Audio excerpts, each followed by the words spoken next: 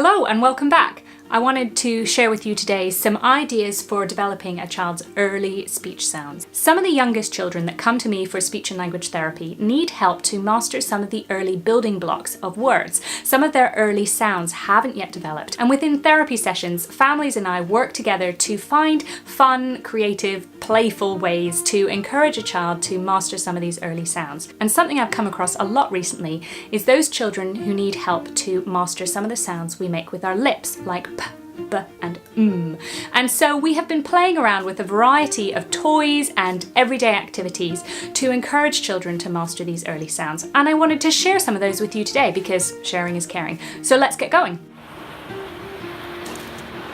I picked out 5 of the common toys and activities that we play with within therapy sessions and threw in a bonus 6th one because we had fun with it last week within a therapy session. It was rather impromptu, and so I thought I'd share that with you today.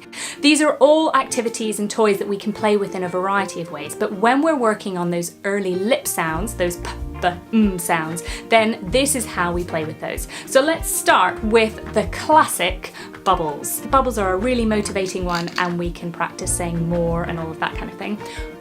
But if we're practicing a p, p, p sound, then we might practice pop, pop. We might model pop, or even try this, p, p, p, p, and see if we can help that child to blow that sound. Another one for practicing the p sound, we can get out some shaving foam, spray it onto a board and see if we can move the sound with our lips. So let's have a go. Another popular toy in my clinic is this popping penguin. When we're focusing on lots of early sound development, I take every opportunity to repeat the individual sound lots of times. P, p, p. What's also really useful about this toy is that I can hold it up right by my mouth when I'm making the sound so that I can model before we have a go at popping this ball. So I might say pop. Okay, what's next? These little popping men are also really useful because we have the words push and pop that we can practice. Push, pop. Just like with the penguin, I'm taking every opportunity to hold this toy really close to my mouth so that the children are seeing what I'm doing with my lips whilst we're playing with the fun toy.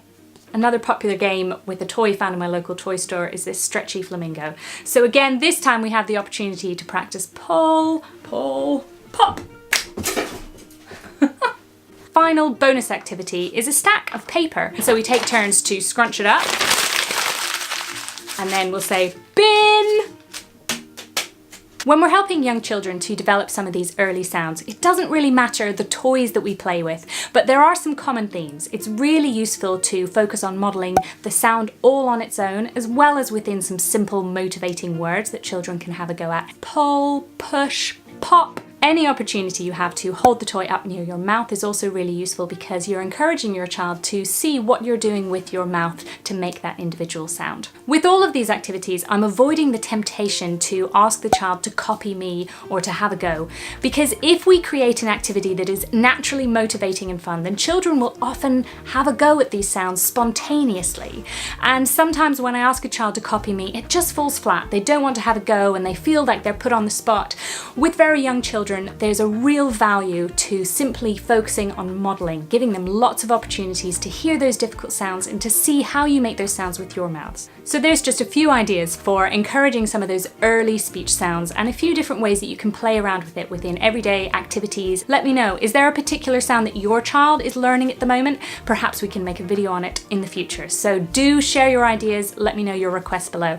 And thank you for joining me. My name is Bryony Rust. I'm a speech and language therapist and I'm here every week sharing ideas with you to build your child's speech, language and communication skills. So if you'd like to stick around, then do hit subscribe and I will see you next week.